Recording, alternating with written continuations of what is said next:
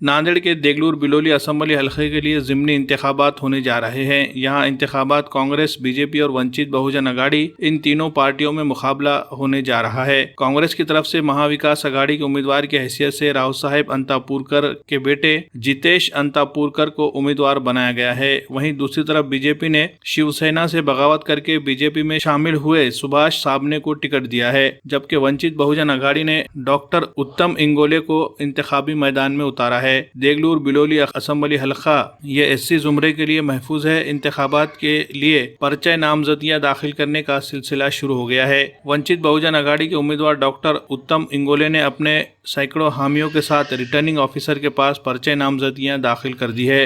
12 अक्टूबर तक पर्चे नामजदगियां दाखिल करने की मोहलत दी गई है। 13 अक्टूबर को उम्मीदवारों की हतमी फहरिस्त जारी होगी और वहीं से बाज़ाब्ता तशरीह मुहिम का भी आगाज हो जाएगा।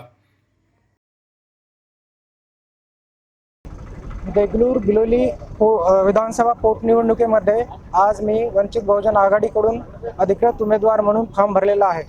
श्रद्धेय बाळासाहेब आंबेडकर, अंजलिताई आंबेडकर आणि संपूर्ण राज्याची वंचित बहुजन आघाडीची टीम, नांदेडची सर्व वंचित बहुजन आघाडीची टीम आणि आमच्या देगलूर बिलोलीची सर्व वंचित बहुजन आघाडीची टीम यांच्या सर्वांच्या साक्षीने आज आम्ही इथे वंचित बहुजन आघाडीच्या तर्फे मी फॉर्म भरलेला आहे।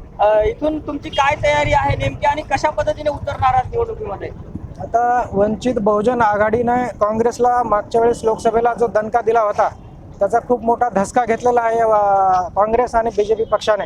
त्याच्यामुळे वंचित खूप जोमानं आणि मोठ्या ताकदीने यावेळेस या पोटनिवडणुकीमध्ये लढणार आहे आणि या दोन्ही प्रस्थापित पक्षांना त्यांना धूळ चाटणार आहे। येथील मतदारसंघातील नागरिकांना काय आवाहन करा मतदारांना?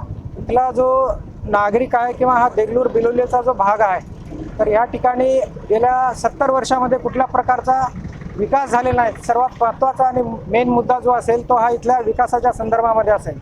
आणि दुसरा जो मुद्दा असेल की ह्या ठिकाणी जो अन्याय आणि अत्याचार होत असतो या गरीब जनतेवरती, किंवा हा देगलूर बिलोली हा अनुसूचित जातीसाठी रिझर्व्ड हा कॉन्स्टिट्युएन्सी आहे आणि त्या इथे अन्याय आणि अत्याचाराचे प्रमाण खूप जास्त प्रमाणामध्ये आहे। त्याच्यामुळं लोकांवरती कुठल्याही पक्षाच्या, कुठल्याही माणसाच्या, कुठल्याही धर्माच्या, कुठल्याही जातीच्या अन्याय होणार नाही याची खबरदारी घेतली जाईल।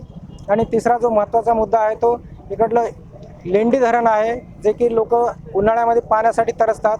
हा लेंडी धरण खूप सर्वात महत्त्वाचा प्रोजेक्ट आहे।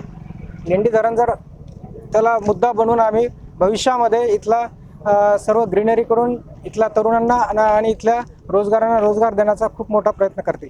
तुम्ही आरोग्य अधिकारी आहात तर तुमची या ठिकाणी काय भूमिका राहील साहेब आरोग्य अधिकारी? आरोग्याच्या संदर्भामध्ये तर खूप प्रचंड प्रमाणामध्ये आभाळ आहे। आता त्याचं वर्णन करायला गेलं तर किती उदाहरण सांगता येईल। एक मी गेल्या 20 वर्षापासून माझा देगलूर आणि बिलोलीमधला माझा अनुभव आहे की ह्या ठिकाणी आरोग्याच्या संदर्भामध्ये मी जर एक उमेदवार म्हणून निवडून आलो तर खूप प्रचंड प्रमाणामध्ये मी इथला कायापालट करू शकतो, कारण आरोग्याच्या संदर्भामधली संपूर्ण जाणीव मला आहे। गेल्या 15 वर्षापासून माझा दवाखाना 24 तास उघडा असतो आणि सर्व जे सिरियस पेशंट असतात त्यांचा उपचार करत असतो।